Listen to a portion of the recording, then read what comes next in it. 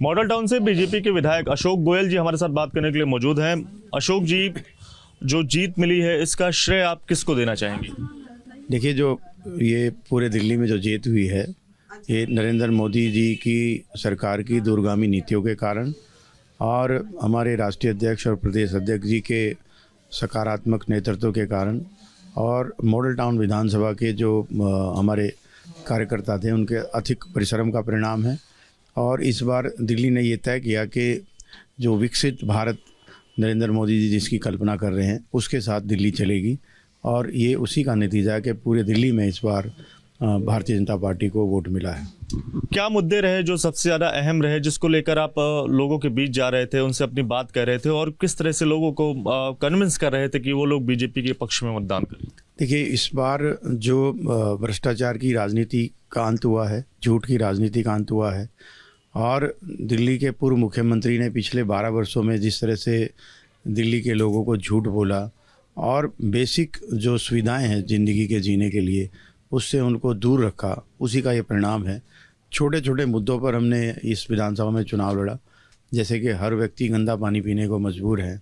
आप बाहर निकल कर जाएंगे तो सड़कें टूटी हुई हैं, सीवर ओवरफ्लो कर रहा है। तो ये जो बुनियादी मुद्दे हैं ज़िंदगी को जीने की, ट्रैफिक जाम है, और सिर्फ बहाने के अलावा इनके पास कुछ नहीं था। और लोगों ने इस बार इन बेसिक सुविधाओं के लिए जिस तरह से ये सरकार पूरी तरह से फेल हुई उसके खिलाफ वोट किया।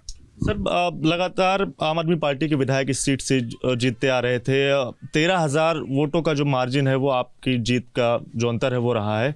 क्या एक्स फैक्टर, अगर आप कोई एक बात बताना चाहें, क्या जो सबसे ज़्यादा एक्स फैक्टर है वो इस चुनाव में लोगों के पास था जिसके चलते उन्होंने आपके पक्ष के में मतदान? देखिए, मैंने आपको बताया कि जैसे कि ये झूठ की राजनीति का अंत था और मोदी जी के प्रति उन लोगों का एक स्नेह था, और जिसको लेकर हम लोगों के बीच में गए। और जब मैं चुनाव के दौरान लोगों के बीच में जाता था, मोदी जी की नीतियों के बारे में बात करता था, केजरीवाल की झूठ के बारे में बात करता था, तो एक अलग तरह का स्नेह और आंखों में मैं उनके एक रोशनी पड़ता था, और मुझे तभी से विश्वास हो गया था इस बार हम भारी मतों से जीतेंगे। सवाल और रहेगा सर, दिल्ली का सीएम कौन? बीजेपी अब तो भारी बहुमत से दिल्ली में आ गई है, दिल्ली का सीएम कौन? देखिए, भारतीय जनता पार्टी हमारी एक कैडर बेस्ड पार्टी है।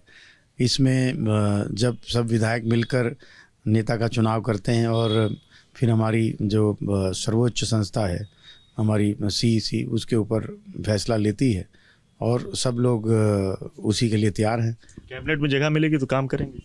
देखिए, मैंने आपको बताया कि मैं एक सामान्य कार्यकर्ता हूँ पार्टी का, और मुझे अलग अलग जगह पर पार्टी ने अलग अलग दायित्व के लिए रखा है। मुझे अभी विधायक का चुनाव लड़ा है, आगे जब जो पार्टी का आदेश होगा वो हम कृत संकल्प करने के लिए।